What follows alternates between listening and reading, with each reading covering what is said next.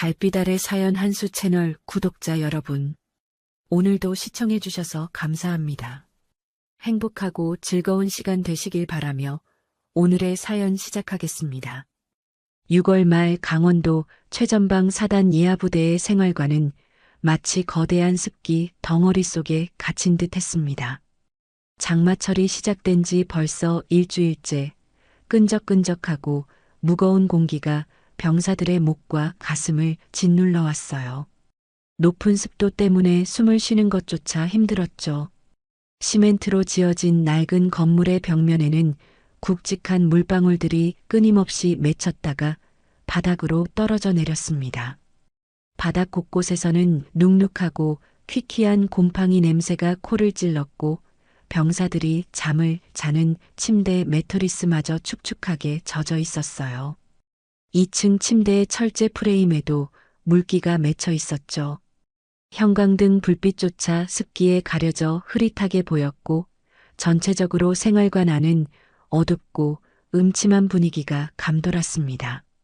옷장 안의 군복들은 며칠째 마르지 않아 눅눅한 냄새를 풍겼고 신발장에 놓인 전투화들도 곰팡이가 슬기 시작했어요.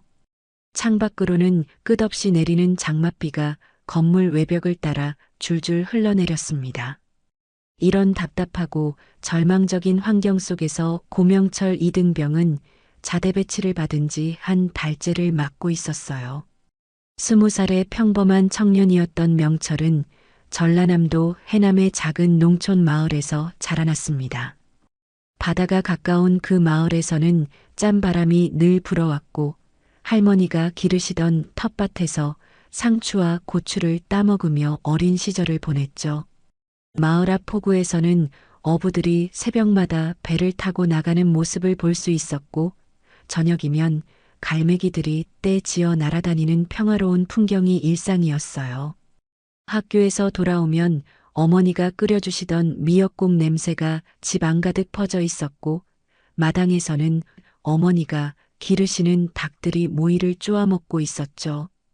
어머니 이정아와 단둘이 살아온 지 벌써 15년이 넘었습니다. 아버지는 명철이 겨우 5살이던 해에 군복무 중 순직하셨거든요.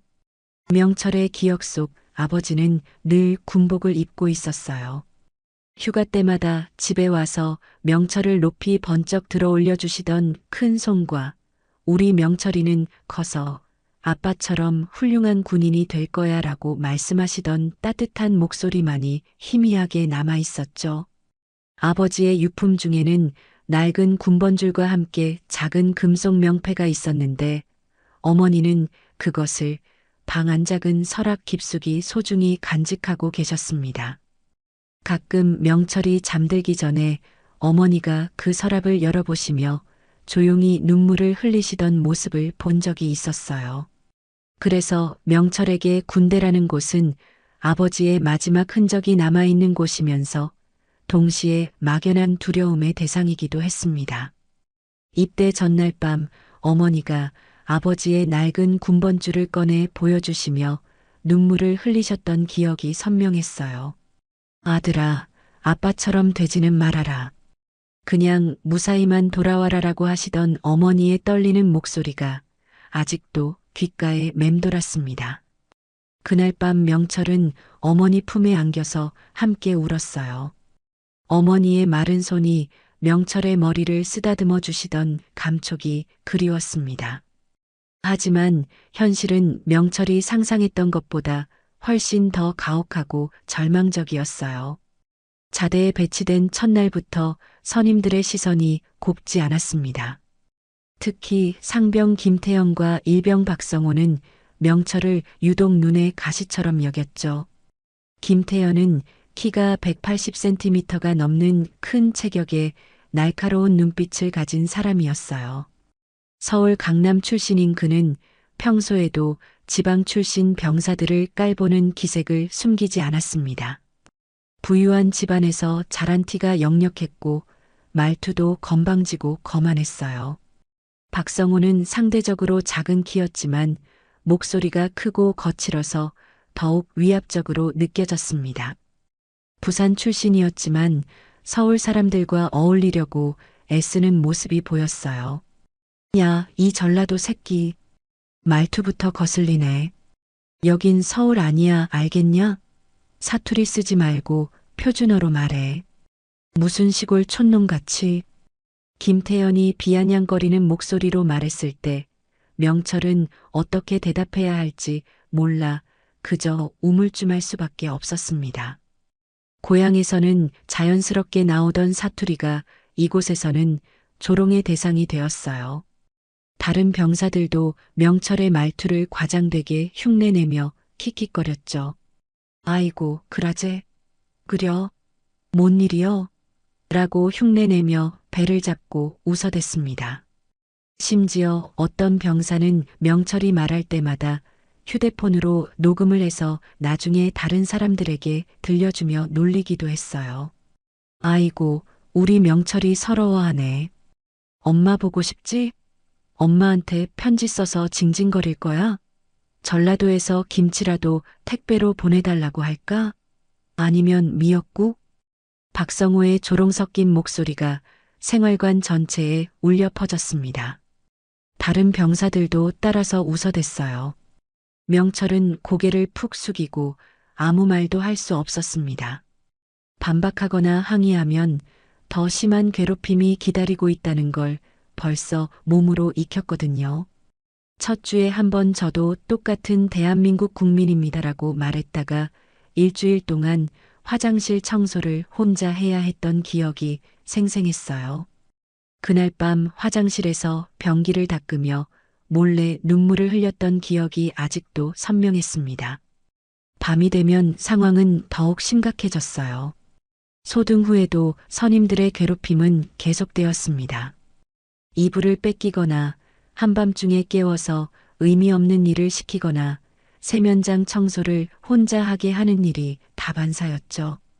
어떤 날은 새벽 2시에 깨워서 생활관 바닥이 더럽다며 걸레질을 시키기도 했습니다.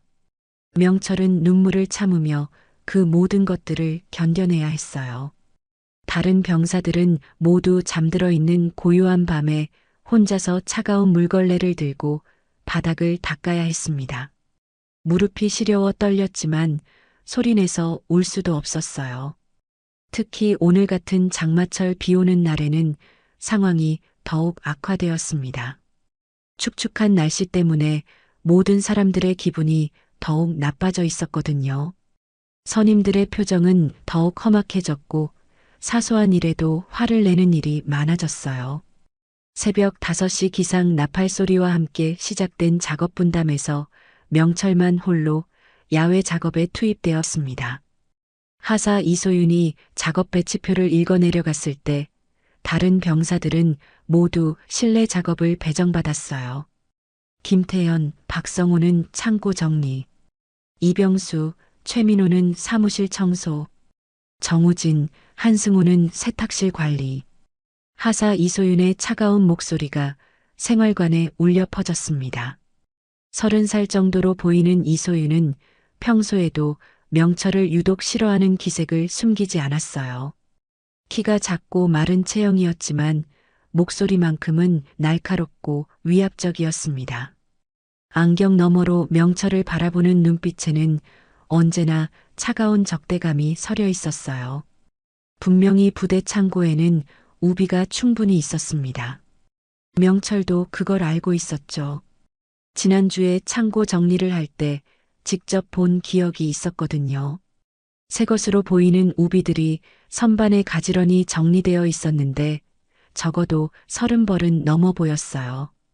하지만 하사 이소윤이 일부러 명철 것만 빼먹은 거였습니다. 고명철, 너는 취사장 뒤쪽 배수로 정리하고 와. 혼자서 말이야. 비 온다고 징징거리지 말고 깔끔하게 처리해. 이소윤의 차가운 명령이 떨어졌을 때 명철의 가슴은 철렁 내려앉았습니다. 창밖으로 보이는 하늘은 먹구름으로 가득했고 굵은 빗방울들이 유리창을 두드리고 있었어요. 오직 명철만이 폭우가 쏟아지는 바깥으로 내몰렸습니다. 다른 병사들은 따뜻하고 건조한 실내에서 편안한 작업을 할 수 있었는데 말이에요. 게다가 제대로 된 장화도 주지 않았습니다. 이소윤이 창고 구석 먼지 쌓인 곳에 방치되어 있던 낡아 빠진 장화를 명철 앞에 던져주었는데 발가락 부분에 동전만 한 구멍이 뚫려 있었어요. 밑창도 반쯤 떨어져 나가 있었고 안쪽은 곰팡이 냄새가 심하게 났습니다. 고무 재질도 딱딱하게 굳어 있어서 발을 넣기조차 힘들었어요. 이거 구멍이 뚫려 있는데요. 명철이 조심스럽게 말했지만 이소윤은 차갑게 쏘아보기만 했습니다. 그거라도 있는 게 어디야? 맨발로 나갈 거야? 빨리 신고 나가. 명철은 어쩔 수 없이 그 낡은 장화를 신어야 했어요. 발을 넣는 순간 차가운 습기가 발목까지 스며들어 왔습니다. 이미 장화 안쪽이 축축하게 젖어 있었거든요. 발가락 끝이 구멍 부분에 닿을 때마다 서늘한 기운이 올라왔어요. 생활관 문을 열고 밖으로 나서자마자 거센 빗줄기가 명철의 온몸을 무자비하게 때렸습니다. 잿빛 하늘에서 쏟아져 내리는 굵은 빗방울들이 얼굴과 목덜미를 따갑게 찔렀어요. 바람까지 불어서 우산을 써도 소용없을 정도였죠. 군복이 순식간에 흠뻑 젖어들었고 차가운 빗물이 목덜미를 타고 등줄기로 흘러내렸습니다. 취사장 뒤편은 평소에도 물 빠짐이 좋지 않은 곳이었어요. 경사가 완만한 데다가 주변 건물들에서 흘러내리는 빗물이 모두 그곳으로 몰려들었거든요. 며칠째 계속된 폭우 때문에 그곳은 이미 무릎 높이까지 차오르는 진흙탕이 되어 있었습니다. 갈색 흙탕물 위로는 온갖 쓰레기들이 둥둥 떠다니고 있었어요. 비닐봉지, 담배꽁초, 음식물 찌꺼기들이 뒤섞여 역겨운 냄새를 풍겼습니다. 명철은 구멍난 장화를 신고 그 더러운 진흙탕 속으로 조심스럽게 발을 들여놓았어요. 첫 발을 내딛는 순간 차가운 진흙물이 구멍을 통해 발목까지 스며들어 왔습니다. 발가락 사이사이로 끈적하고 차가운 진흙이 파고들어와 온몸에 소름이 돋았어요. 발바닥에는 알 수 없는 이물질들이 만져졌고 걸을 때마다 발목이 진흙 속으로 깊이 빠져들었습니다. 배수로 입구는 온갖 쓰레기와 낙엽들로 막혀 있었어요. 썩은 음식물 찌꺼기와 비닐봉지들이 뒤엉켜 있었고 그 위로 검은 벌레들이 기어다니고 있었습니다. 구역질이 날 정도로 역겨운 냄새가 코를 찔렀지만 명철은 참아야 했어요. 맨손으로 그 더러운 것들을 하나하나 걷어내야 했거든요. 1시간이 넘게 그 진흙탕에서 작업을 하는 동안 명철의 온몸은 흙탕물로 범벅이 되었습니다. 군복 전체가 갈색으로 물들었고 얼굴과 목에도 진흙이 튀어 있었어요. 머리카락에서는 끊임없이 빗물이 떨어져 내렸고 입술은 추위 때문에 파랗게 질려 있었습니다. 특히 무거운 철제 배수구 덮개를 들어 올리려다가 그만 왼쪽 팔목을 심하게 삐끗했어요. 덮개 무게가 예상보다 훨씬 무거웠는데 진흙으로 미끄러운 바닥에서 균형을 잃으면서 팔목이 이상한 각도로 꺾인 거였습니다. 순간 찌릿한 통증이 팔목에서 시작되어 어깨까지 퍼져나갔어요. 마치 전기가 흐르는 것 같은 날카로운 아픔이었습니다. 아, 아파. 명철이 반사적으로 소리쳤지만 거센 빗소리와 천둥 소리에 묻혀 아무도 듣지 못했어요. 팔목을 부여잡고 고통스러워하는 명철의 모습을 본 사람은 아무도 없었습니다. 오른손으로 왼쪽 팔목을 감싸 쥐었지만 통증은 가라앉지 않았어요. 오히려 시간이 지날수록 더욱 심해지는 것 같았습니다. 그래도 작업을 멈출 수는 없었어요. 돌아가서 다 끝내지 못했다고 하면 더 큰 문제가 될 게 뻔했거든요. 명철은 이를 악물고 한 손으로라도 배수로 청소를 계속했습니다. 팔목의 통증 때문에 힘을 제대로 쓸 수 없어서 작업 속도는 현저히 느려졌어요. 한편 그 시각 전라남도 해남에서는 이정아가 불안한 아침을 맞고 있었습니다. 며칠 전부터 계속 불길한 꿈을 꾸고 있었거든요. 명철이 어딘가 어둡고 축축한 곳에서 도움을 요청하는 꿈이었어요. 꿈속에서 명철은 계속 엄마 도와줘. 여기 너무 아파라고 외치고 있었습니다. 어머니의 직감으로는 뭔가 큰일이 일어날 것 같은 예감이 들었어요. 아침 일찍 일어나 텃밭에 물을 주러 나갔지만 마음이 계속 불안했습니다. 평소보다 일찍 일어난 닭들도 왠지 모르게 불안해하는 것 같았어요.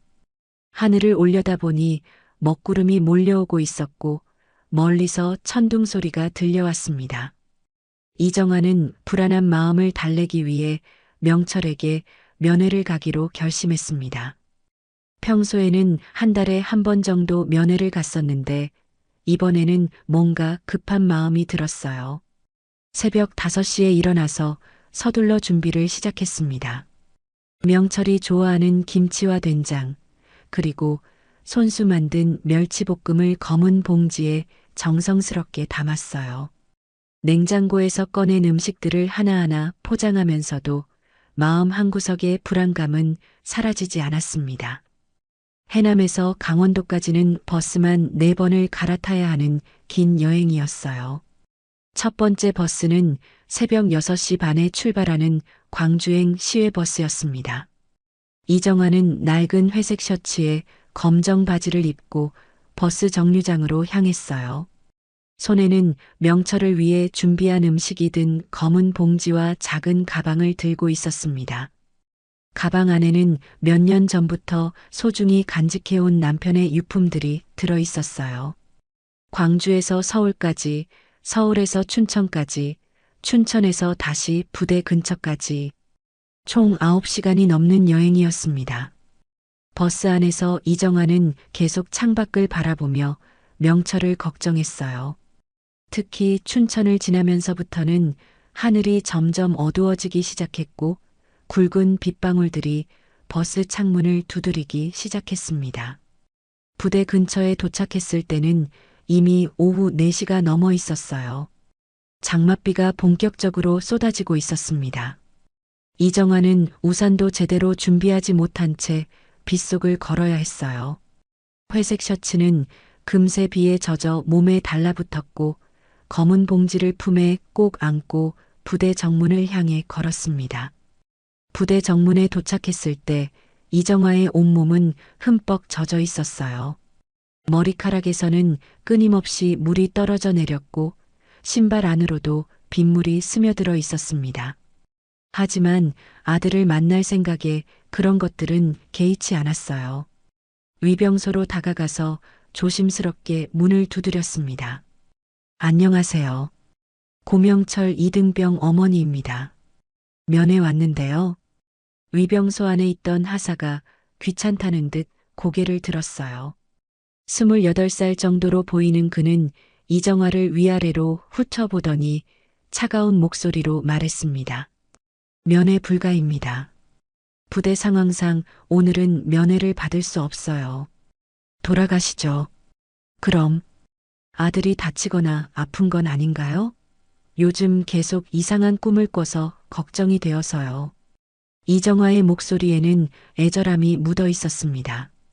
아들에 대한 어머니의 직감적인 걱정이 담겨 있었어요. 하지만 위병소 부사관의 반응은 더욱 차가웠습니다. 그런 개인적인 사정은 저희가 말해드릴 수 없습니다. 부대 규정이에요.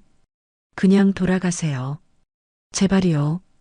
멀리서 9시간이나 걸려서 왔는데 아들 얼굴만 잠깐 봐도 되니까. 이정아가 애원하는 목소리로 말했지만 부사관은 이미 고개를 돌리고 있었어요. 마치 귀찮은 벌레를 쫓아내듯이 손짓했습니다. 안 된다고 했잖아요. 계속 그러시면 경비병 부를 수밖에 없어요. 그 순간 위병소의 철문이 무정하게 닫혔습니다. 이정아는 빗속에 홀로 서 있을 수밖에 없었어요. 아들을 보고 싶은 마음, 걱정되는 마음이 가슴속에서 뒤엉켰지만 어쩔 수 없었습니다. 부대 정문 앞은 민간인이 함부로 들어갈 수 있는 곳이 아니었거든요. 이정화는 정문 옆에 있는 낡은 벤치로 걸어갔어요. 비를 맞으며 그곳에 쪼그려 앉았습니다. 젖은 옷이 몸에 달라붙어 춥고 불편했지만 그냥 집으로 돌아갈 수는 없었어요. 뭔가 아들에게 큰일이 일어났다는 예감이 계속 들었거든요. 검은 봉지에서 물에 젖지 않게 포장해온 남편의 유품을 꺼냈습니다. 낡은 군번줄이었어요. 20년 전 남편이 마지막으로 차고 있던 그 군번줄을 이정화는 줄곧 간직해왔습니다. 그것을 손에 쥐고 있으니 마음이 조금 안정되는 것 같았어요. 남편이 옆에서 지켜보고 있는 것 같은 기분이었습니다. 그때 옆자리에 정차해 있던 카고 차량의 운전병이 이정화를 보더니 다가왔어요. 20살 정도로 보이는 젊은 병사였는데 이정화의 처량한 모습을 보고 안쓰럽게 여긴 것 같았습니다. 아주머니, 괜찮으세요? 비 많이 맞으셨네요. 그는 자신의 차에서 휴지와 물을 가져와 이정화에게 건넸어요. 이정화는 고마운 마음에 눈물이 날 것 같았습니다. 고맙습니다. 아들 면회 왔는데 못 만나고. 아, 그러셨구나. 요즘 부대 상황이 좀 그래요. 면회 제한이 많아서. 그때 운전병의 무전기에서 교신 소리가 들려왔습니다. 명확하고 또렷한 목소리였어요. 이등병 고명철, 고열 증세로 의무대 이송 중입니다. 체온 39도 5 응급처치 필요합니다. 이정화의 눈이 번쩍 떠졌습니다. 온몸에 전율이 흘렀어요. 뭐라고요? 고명철이라고 했나요? 운전병도 깜짝 놀라며 이정화를 바라봤습니다. 혹시 그 병사가 아주머니 아들인가요? 이정화는 더 이상 참을 수 없었어요. 가방 안쪽 이중 지퍼를 열어 오래전부터 간직해온 특별한 물건을 꺼냈습니다. 반짝이는 금속 명패가 달린 오래된 위성 전화기였어요. 그것은 남편이 생전에 특수부대에서 사용하던 것으로 이정화 역시 과거에 군 관련 특수 임무를 수행했던 흔적이었습니다. 손이 떨리는 가운데 이정화는 낡은 수첩을 꺼내 특별한 번호를 찾았어요. 20년 동안 한 번도 사용하지 않았던 그 번호를 조심스럽게 눌렀습니다. 전화가 연결되자 상대방의 목소리가 들려왔어요. 여보세요? 그 사람 아직 현직에 있나요? 누구십니까? 이정화입니다. 그것을 지금 써야겠습니다. 전화 너머로 잠시 침묵이 흘렀어요. 그리고 곧 긴장된 목소리가 들려왔습니다. 알겠습니다. 즉시 조치하겠습니다. 이정화가 전화를 끊은 지 불과 30분 만에 부대 상공에 변화가 일어났습니다. 멀리서 들려오는 헬리콥터 소리가 점점 가까워지고 있었어요. 처음에는 장맛비 소리에 묻혀 희미하게 들렸지만 시간이 지날수록 그 소리는 더욱 뚜렷해졌습니다. 위병소 부사관도 이상하다는 듯 밖으로 나와 하늘을 올려다봤어요. 무슨 헬기가 이런 날씨에. 그가 중얼거리는 사이 부대 상공으로 군용 헬리콥터 한 대가 나타났습니다. 비바람을 뚫고 날아온 그 헬기는 평소 이 부대에서 볼 수 없었던 특수 기종이었어요. 측면에는 합참 직속이라는 표식이 선명하게 새겨져 있었습니다. 헬기가 착륙장에 내려앉자 강력한 로터 바람이 주변의 빗물을 사방으로 흩날렸어요. 위병소 부사관의 얼굴이 창백해졌습니다. 이런 급작스러운 상부기관의 방문은 보통 큰 문제가 생겼을 때나 있는 일이었거든요. 그는 서둘러 내무반으로 뛰어가 상황을 보고했습니다. 대대장님, 합참 직속 헬기가 착륙했습니다. 조아영 대령은 보고서를 보다가 깜짝 놀라며 고개를 들었어요. 50대 초반의 그는 이 부대에서 3년째 근무하고 있었는데 이런 일은 처음이었습니다. 뭐, 합참에서 사전 연락이 있었나? 아니요. 전혀 없었습니다. 그런데 헬기에서 내리시는 분이 부사관의 말이 끝나기도 전에 조아영 대령은 서둘러 밖으로 나갔어요. 헬기 착륙장 쪽을 바라보니 정말로 높은 계급장을 단 인물이 내리고 있었습니다. 비바람을 맞으면서도 당당한 걸음걸이로 부대 본부를 향해 걸어오고 있었어요. 그 사람은 박인범 중장이었습니다. 합참 직속 헌병단을 총괄하는 인물로 군 내에서도 특별한 권한을 가진 사람이었어요.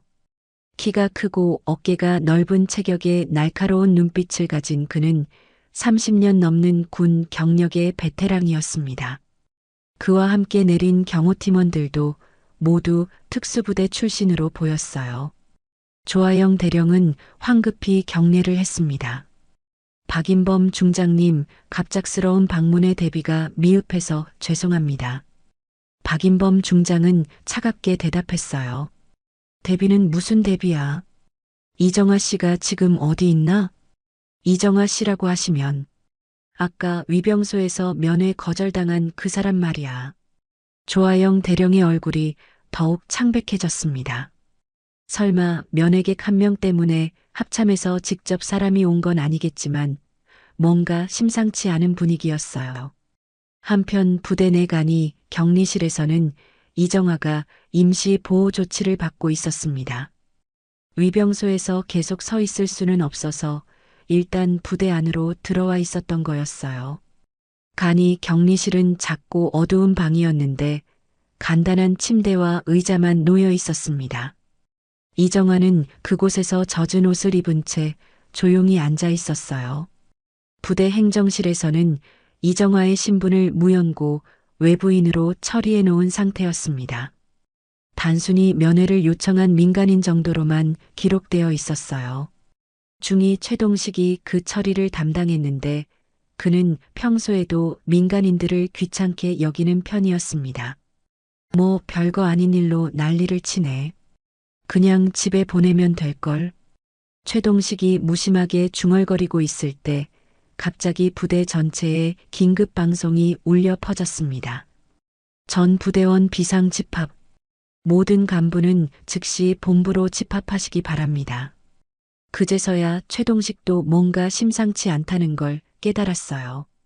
서둘러 본부로 향했는데 그곳에는 이미 박인범 중장과 그의 경호팀이 도착해 있었습니다. 박인범 중장은 조아영 대령에게 단도직입적으로 물었어요. 이정아 씨 신분 조회를 다시 해봐. 네. 이미 조회했는데 별다른 기록이. 암호화 기록까지 다 뒤져봐. 지금 당장. 조아영 대령은 당황하면서도 부관에게 지시했습니다. 부관이 컴퓨터 앞에 앉아 이정아의 신분을 다시 조회하기 시작했어요.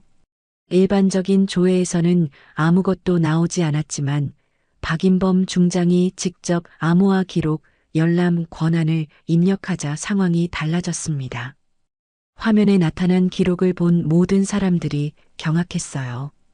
707특임단 제구심리전단, 요원번호 7A017 이정아.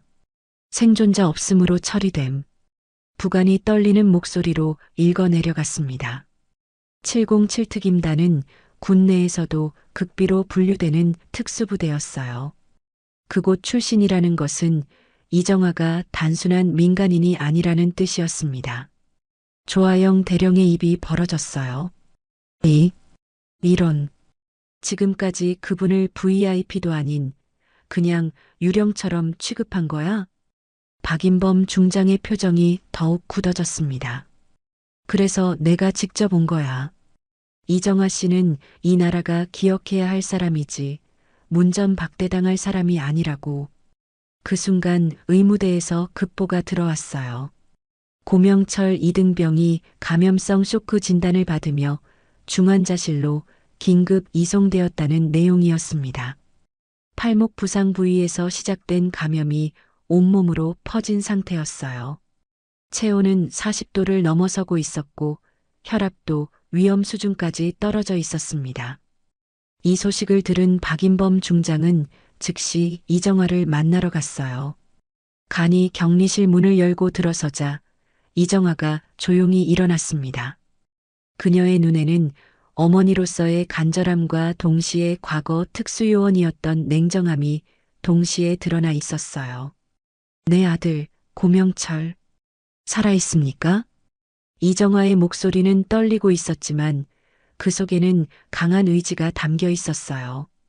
20년 동안 묻어두었던 과거의 정체성이 서서히 되살아나고 있었습니다. 박인범 중장은 진지한 표정으로 고개를 끄덕였어요. 살아있어요. 하지만 상태가 심각합니다. 지금 군병원으로 이송 중이에요. 그 순간 이정화의 눈에서 차갑고 날카로운 빛이 번뜨셨습니다. 어머니로서의 본능과 과거 특수요원으로서의 훈련이 합쳐진 무서운 기운이었어요. 박인범 중장은 즉시 부대 상황실을 장악하고 전면적인 사건 경위 조사에 착수했습니다. 상황실의 모든 간부들이 긴급 소집되었고 분위기는 순식간에 얼어붙었어요. 형광등 불빛 아래서 간부들의 얼굴은 창백하게 드러났습니다. 이런 갑작스러운 상부 기관의 개입은 누군가의 군 생활이 끝날 수도 있다는 걸 의미했거든요. 지금부터 고명철 이등병 관련 모든 사안을 재조사한다. 부상 경위, 치료 과정, 그리고 면회 거절 사유까지 전부 말이야. 박인범 중장의 차가운 목소리가 상황실을 압도했어요. 그의 옆에는 헌병단 소속 수사관들이 노트북과 녹음기를 준비하고 있었습니다. 이들은 모두 군내 비리나 사고를 전문적으로 수사하는 베테랑들이었어요. 조아영 대령은 땀을 흘리며 보고서를 뒤적거렸습니다. 고명철 이등병은 어제 작업 중 팔목을 삐끗했다고 보고받았습니다. 경미한 부상으로 분류되어. 경미한 부상? 지금 중환자실에 누워 있는데? 박인범 중장의 날카로운 질문에 조아영 대령은 말문이 막혔어요. 보고서와 현실이 전혀 다른 상황이었거든요. 수사관 중 한 명이 나서서 질문했습니다. 고명철 이등병의 직속 상관은 누구입니까? 하사 이소윤입니다. 즉시 소환하십시오. 얼마 후 이소윤이 떨리는 다리로 상황실에 들어왔어요. 평소의 거만한 모습은 온데간데 없고 창백한 얼굴로 서 있었습니다. 그녀도 상황의 심각성을 깨달은 것 같았어요. 하사 이소윤, 어제 고명철 이등병에게 어떤 작업을 지시했나? 취 사장 뒤 배수로 정리를 지시했습니다. 날씨는 어땠나? 비가 오고 있었습니다. 우비는 지급했나? 이소윤의 목소리가 점점 작아졌어요. 창고에 여분이 없었습니다. 수사관이 냉소적으로 웃었습니다. 창고 재고 목록을 확인해 봤는데 우비가 30벌이나 있던데요. 거짓말하는 거 아닙니까? 이소윤의 얼굴이 새하얗게 질렸어요. 거짓말이 들통난 순간이었습니다. 그리고 장화도 구멍 난 걸 일부러 줬다는 증언이 있는데요. 이제 이소윤은 아무 말도 할 수 없었어요. 그녀의 의도적인 괴롭힘이 명확하게 드러난 거였습니다. 박인범 중장이 다시 나섰어요. 선임병들도 전부 불러라. 김태현, 박성호. 김태현과 박성호가 들어왔을 때 그들의 얼굴에는 여전히 오만함이 남아 있었어요. 특히 김태현은 이런 조사쯤은 대수롭지 않게 여기는 듯 했습니다. 김태현 상병, 고명철 이등병을 어떻게 대했나? 정상적으로 선후임 관계를 유지했습니다. 그때 다른 병사 하나가 조심스럽게 손을 들었어요. 일병 한승호였는데 평소 선임들의 괴롭힘을 지켜보면서도 말하지 못했던 사람이었습니다. 저, 말씀드릴 게 있습니다. 박인범 중장이 고개를 끄덕이자 한승호가 떨리는 목소리로 말했어요. 고명철이 매일 밤 옷도 말리지 못하고 잤어요. 선임들이 일부러 빨래 공간을 안 줘서, 그리고 그날도 장화를 제대로 안 줘서 발이 썩고 있었는데, 한승호의 증언이 이어지자 다른 병사들도 하나둘씩 입을 열기 시작했어요. 지금까지 묻혀있던 집단 괴롭힘의 실상이 수면 위로 떠오르고 있었습니다. 세면장 청소도 혼자 시켰어요. 한밤중에 깨워서 사투리 쓴다고 계속 놀렸어요. 녹음까지 해서 음식도 제일 마지막에 주고 양도 적게 줬어요. 증언이 이어질수록 김태영과 박성호의 얼굴은 점점 굳어갔어요. 더 이상 변명할 여지가 없었거든요. 그때 의무대에서 추가 보고가 들어왔습니다. 고명철 이등병 감염성 쇼크로 혈압 급락. 응급수술 필요한 상황입니다. 박인범 중장의 표정이 더욱 차가워졌어요. 부상 은폐, 집단 괴롭힘, 그리고 면회 거절까지. 이게 대한민국 군대가 할 일인가? 조아영 대령은 이제 완전히 패닉 상태였어요. 이 모든 일이 자신의 책임하에 일어난 것이었거든요. 중위 최동식이 마지막 발악을 시도했어요. 하지만 그냥 민간인 한 명이 와서 민간인 한 명? 박인범 중장이 최동식을 노려봤어요.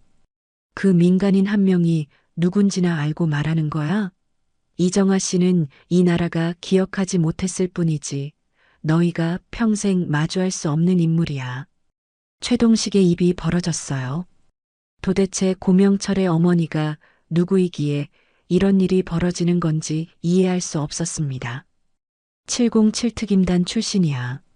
이 나라의 안보를 위해 목숨을 걸고 일했던 사람이라고. 상황실의 모든 사람들이 충격에 빠졌어요.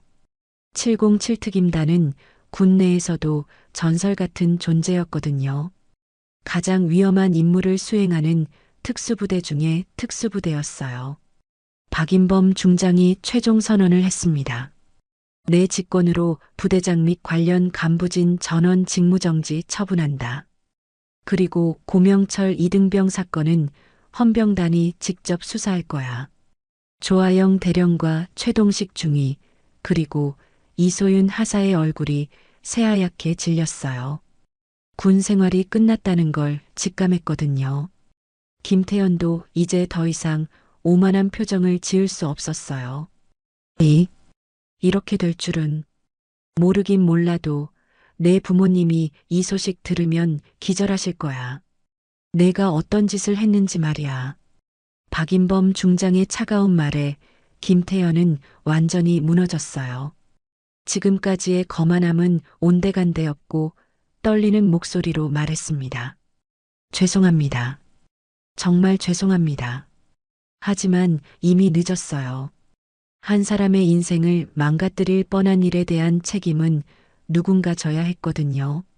군병원 중환자실의 차가운 공기가 명철의 창백한 얼굴을 감쌌습니다. 여러 개의 링거줄과 산소호흡기가 연결된 명철은 의식을 잃은 채 누워 있었어요. 모니터에서는 불규칙한 심박수와 낮은 혈압 수치가 계속 경고음과 함께 표시되고 있었습니다. 감염으로 인한 고열 때문에 얼굴이 붉게 달아올라 있었고 이마에는 식은 땀이 송글송글 맺혀 있었어요. 담당 의사인 김진수 소령은 심각한 표정으로 차트를 들여다보고 있었습니다. 35살의 그는 군의관으로 10년 넘게 근무해온 베테랑이었지만 이렇게 심각한 감염성 쇼크는 처음 보는 것이었어요.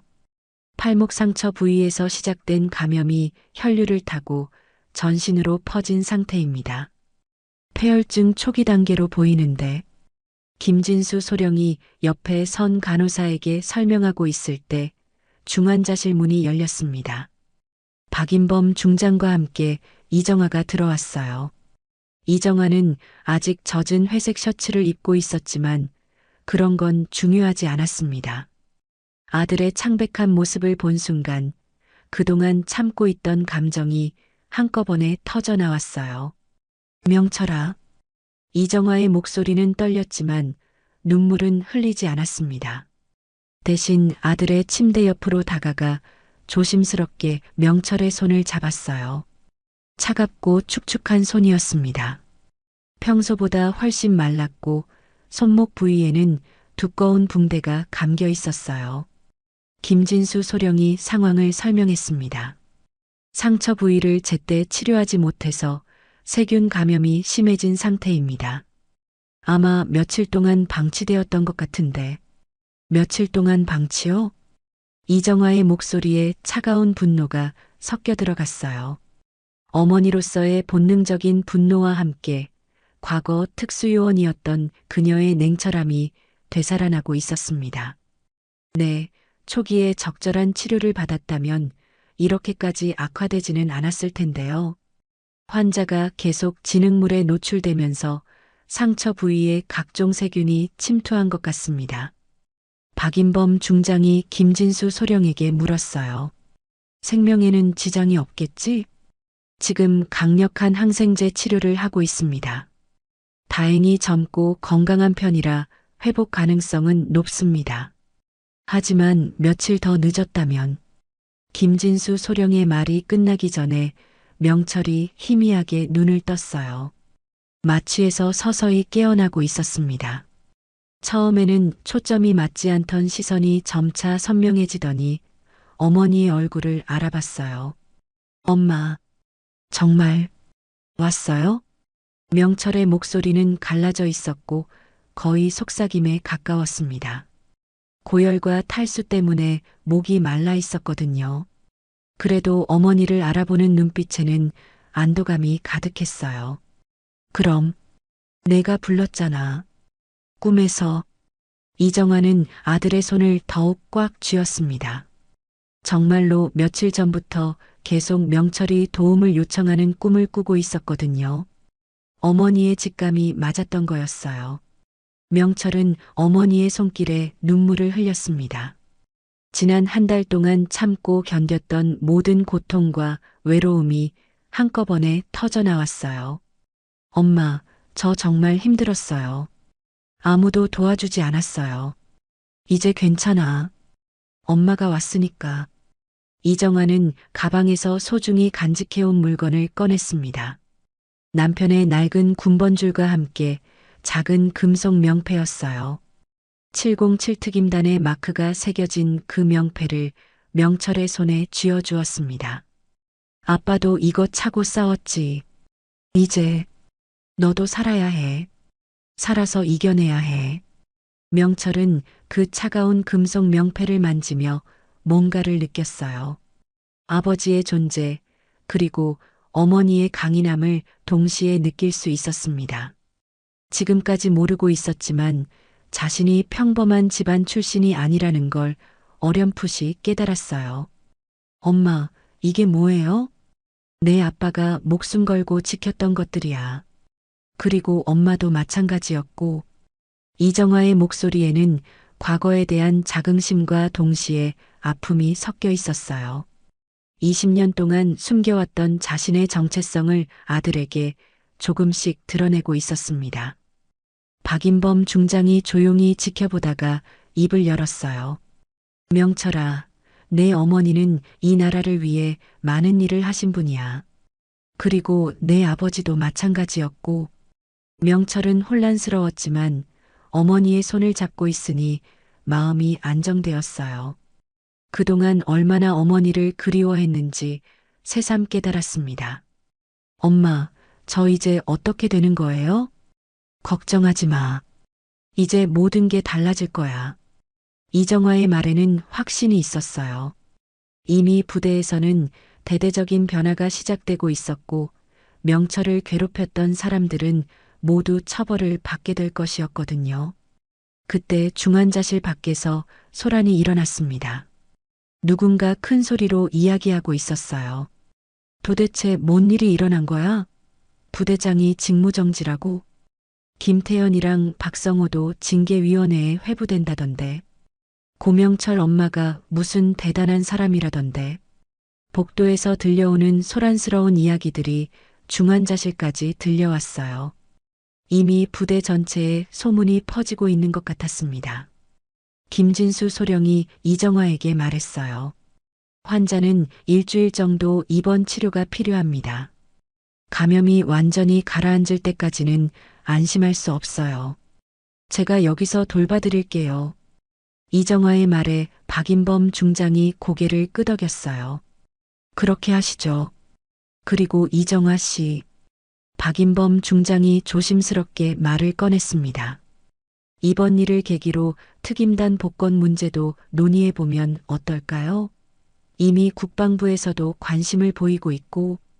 이정화는 잠시 생각에 잠겼어요. 20년 동안 묻어두었던 과거를 다시 꺼내는 것이 과연 옳은 일일까 하는 고민이 들었습니다. 하지만 아들을 바라보니 마음이 정해졌어요. 아들이 회복되면 생각해 보겠습니다. 그 순간 명철이 다시 엄마의 손을 꽉 잡았어요. 엄마 고마워요. 정말 고마워요. 명철이 회복되기 시작한 지 일주일 후 국방부에서 공식 발표가 나왔습니다. 대형 회의실에는 각 언론사 기자들과 군 관계자들이 가득 모여 있었어요. 국방부 대변인이 단상에 올라 차분한 목소리로 발표를 시작했습니다. 고명철 이등병 관련 부대 내 열악한 병영 환경 및 부적절한 대응에 대해 공식적으로 확인되었음을 알려드립니다. 기자들의 카메라 플래시가 터지기 시작했어요. 이미 며칠 전부터 소문이 돌고 있었지만 공식 발표는 처음이었거든요. 해당 부대의 간부진 및 선임병들의 집단 괴롭힘, 의료진의 부적절한 초기 대응, 그리고 면회 거절 등 여러 문제점이 확인되었습니다. 대변인의 발표가 계속되는 동안 부대에서는 이미 대대적인 변화가 시작되고 있었어요. 조아영 대령은 직무정지 처분을 받아 본부로 전출되었고 최동식 중위와 이소윤 하사도 징계위원회에 회부되었습니다. 김태형과 박성호는 군사법정에서 재판을 받게 되었어요. 새로 부임한 임시 부대장 황성민 대령은 전혀 다른 방식으로 부대를 운영하기 시작했습니다. 첫 번째로 시행한 것은 모든 병사들을 대상으로 한 개별 면담이었어요. 앞으로는 어떤 일이 있어도 선후임 관계를 핑계로 한 괴롭힘은 절대 용납하지 않겠다. 그리고 누구든지 문제가 있으면 언제든지 직접 나에게 보고할 수 있다. 황성민 대령의 선언은 부대 전체에 새로운 분위기를 만들어냈어요. 병사들은 처음으로 자신들의 목소리를 낼 수 있다는 희망을 갖게 되었습니다. 특히 인상적인 변화는 병영생활 개선이었어요.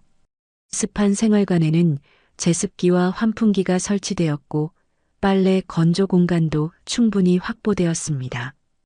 우비와 장화 같은 기본 장비들도 모든 병사들이 제대로 된 것을 지급받을 수 있게 되었어요. 그리고 무엇보다 중요한 것은 부대가 국방부 직속 인권관리 시범부대로 지정된 것이었습니다. 매주 한 번씩 외부 전문가들이 와서 병사들의 생활환경과 정신건강을 점검하게 되었어요. 이정화에게도 특별한 소식이 전해졌습니다. 박인범 중장이 직접 군병원을 찾아와 그녀에게 말했어요. 이정화 씨, 국방부에서 정식으로 707특임단 최초 여성 요원 복권을 결정했습니다. 이정화는 명철의 손을 잡고 있던 손을 잠시 멈췄어요. 20년 동안 생존자 없음으로 처리되어 있던 자신의 존재가 다시 공식적으로 인정받는 순간이었습니다. 그리고 비공식이지만 명예훈장도 수여될 예정입니다. 늦었지만 그동안의 공로를 인정한다는 의미입니다. 명철은 어머니를 바라보며 놀라움을 감추지 못했어요. 지금까지 알고 있던 어머니의 모습과는 전혀 다른 이야기였거든요. 엄마가 정말 그런 일을 하셨어요? 어린 내가 알 필요는 없었지. 하지만 이제는 말해줄 수 있겠구나. 이정화는 아들에게 조심스럽게 과거 이야기를 들려주기 시작했어요. 물론 기밀에 관련된 부분은 제외하고 아버지와 함께 나라를 위해 일했던 이야기를 들려주었습니다. 한 달 후 장맛비가 완전히 그친 어느 맑은 날이었어요. 명철은 완전히 회복되어 부대로 복귀했습니다. 하지만 예전과는 모든 것이 달랐어요. 부대 정문에서 명철을 맞이한 것은 새로 들어온 신병들이었습니다. 고명철 선임님, 신병들이 반갑게 인사했어요. 명철은 이제 선임이 되어 있었습니다. 그리고 그는 과거 자신이 당했던 것과는 정반대의 방식으로 후임들을 대했어요. 비 오는 날에는 모두 우비 잘 챙겨 입어. 그리고 몸이 아프면 절대 참지 말고 바로 말해. 명철의 따뜻한 목소리에 신병들의 얼굴이 밝아졌어요. 이제 이 부대에서는 누구도 혼자 고통받지 않아도 되었습니다. 부대 뒷산 언덕에서는 이정아와 박인범 중장이 마지막 대화를 나누고 있었어요.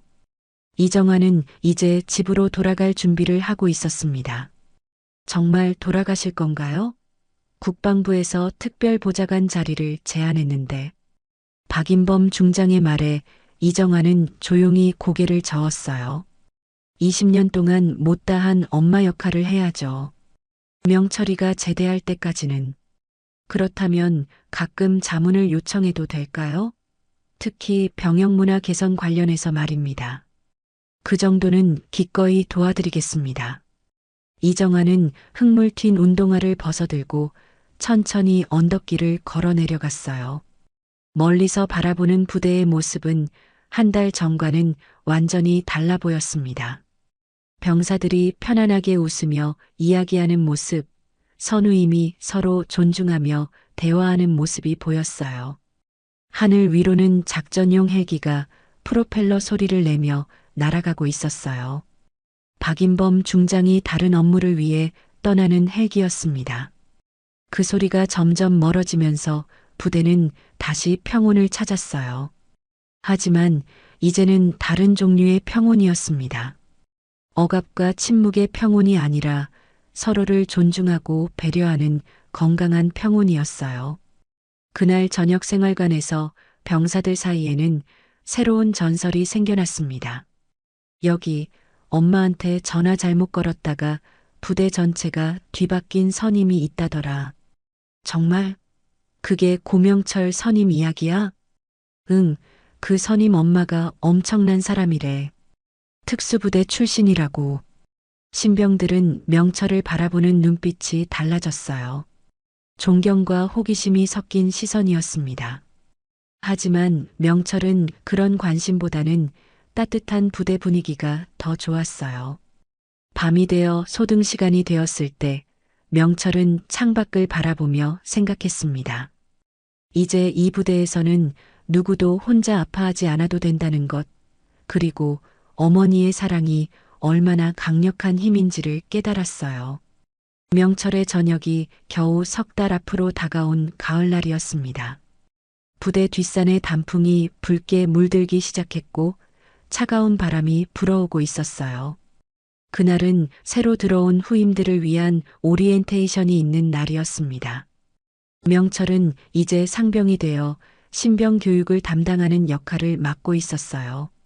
여러분, 군대 생활이 처음이라 많이 걱정되겠지만 여기서는 서로 존중하고 배려하는 게 가장 중요합니다. 명철의 따뜻한 목소리가 신병들에게 안정감을 주었어요. 예전 자신이 받았던 대우와는 정반대의 모습이었습니다. 신병들의 얼굴에서 긴장이 조금씩 풀어지는 것이 보였어요. 몸이 아프거나 힘든 일이 있으면 언제든지 말하세요. 혼자 참지 마시고요. 신병 중 한 명이 조심스럽게 손을 들었습니다. 선임님, 정말 괜찮은 건가요? 다른 부대 이야기 들어보면 여기는 다릅니다. 제가 보장해 드릴게요. 명철의 확신에 찬 대답에 신병들이 안도의 표정을 지었어요. 그들도 이미 이 부대의 특별한 이야기를 어디선가 들어봤을 것이었습니다. 오리엔테이션이 끝난 후 명철은 혼자 부대 뒤편 언덕으로 올라갔어요. 그곳에는 작은 벤치가 하나 놓여 있었는데 이정아가 그날비를 맞으며 앉아있던 정문 앞 벤치와 비슷한 모양이었습니다. 부대에서 기념으로 만들어 놓은 것이었어요. 벤치에 앉아 휴대폰을 꺼내 어머니에게 전화를 걸었습니다. 엄마, 저예요. 명철아, 오늘 신병 교육이 있다고 했지? 어땠어? 네, 잘 끝났어요.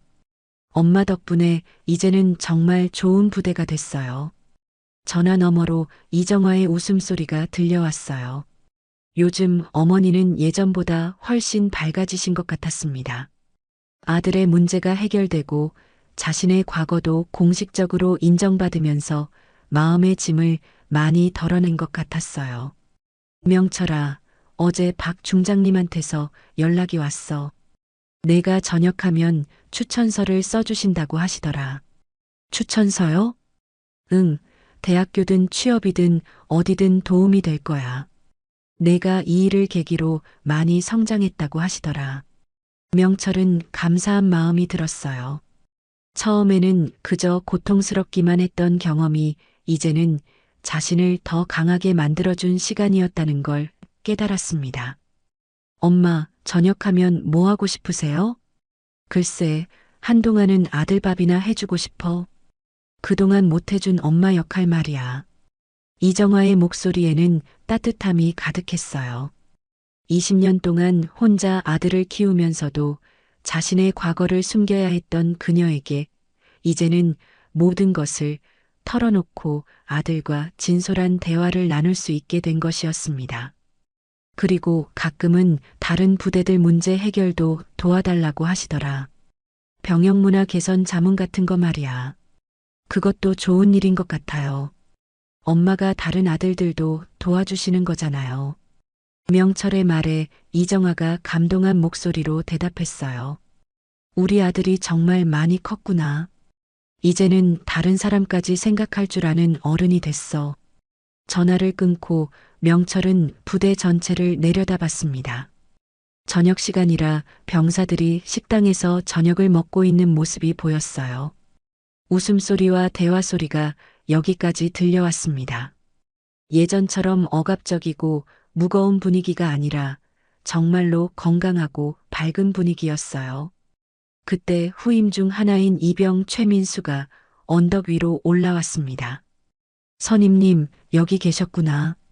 찾고 있었어요. 무슨 일이야? 그냥 감사하다는 말씀 드리고 싶어서요. 선임님 덕분에 군대가 이렇게 좋은 곳인 줄 알았어요. 최민수는 20살의 순수한 청년이었어요. 입대 전부터 군대에 대한 두려움이 컸었는데 이 부대에 와보니 생각과 완전히 달랐다고 했습니다. 나도 처음에는 많이 힘들었어. 하지만 결국 모든 게 다 좋은 방향으로 바뀌었지. 선임님, 어머니가 정말 대단하신 분이시라면서요? 응, 나도 나중에 알았어. 어머니가 얼마나 강한 분인지 말이야. 명철은 그날 밤 일기를 썼습니다. 군대에 와서 처음으로 쓰는 긍정적인 내용의 일기였어요. 오늘 신병들을 보면서 예전의 나를 떠올렸다. 그때는 정말 절망적이었는데 지금 생각해보면 그 모든 일들이 나를 더 성숙하게 만들어준 것 같다. 어머니의 사랑이 얼마나 큰 힘인지도 깨달았고 다른 사람을 배려하는 것이 얼마나 중요한지도 알게 되었다. 며칠 후 부대에 특별한 방문객이 왔습니다. 국방부 장관이 직접 이 부대를 시범부대 우수 사례로 선정해 시찰을 온 것이었어요. 장관은 병사들과의 대화 시간을 가졌는데 그때 명철도 대표로 참석했습니다. 고명철 상병, 이 부대의 변화를 직접 경험한 소감이 어떤가요? 과거의 잘못된 관습들이 모두 사라지고 정말로 서로를 존중하고 배려하는 부대가 되었습니다. 이제는 후임들에게도 같은 환경을 만들어주고 싶습니다. 장관이 만족스럽게 고개를 끄덕였어요. 이런 변화가 정군으로 확산되어야겠습니다. 고생 많았습니다. 시찰이 끝난 후 명철은 다시 뒷산 언덕에 올라갔어요. 이제 저녁까지 2달밖에 남지 않았습니다. 돌아보니 참 많은 일이 있었던 시간이었어요. 그때 어디선가 헬리콥터 소리가 들려왔습니다. 하지만 이제는 그 소리가 두렵지 않았어요. 오히려 희망적으로 들렸습니다. 하늘을 올려다보니 석양이 아름답게 물들어 있었어요. 명철은 마음속으로 다짐했습니다. 저녁 후에도 이곳에서 배운 것들을 잊지 않겠다고. 그리고 어머니처럼 다른 사람들을 도울 수 있는 사람이 되겠다고 말이에요. 부대 아래쪽에서는 저녁 점호 준비 소리가 들려왔습니다. 명철은 천천히 언덕을 내려가면서 생각했어요. 이제 정말로 모든 것이 달라졌다고. 그리고 그 변화의 시작은 어머니의 한 통의 전화였다고. 병사들 사이에서는 여전히 그 이야기가 전해지고 있었습니다. 여기 엄마한테 전화 한 통으로 부대 전체를 바꾼 전설의 선임이 있다더라. 하지만 이제 그 이야기는 두려움이 아니라 희망의 상징이 되어 있었어요. 진정한 사랑과 정의가 승리할 수 있다는 희망 말입니다.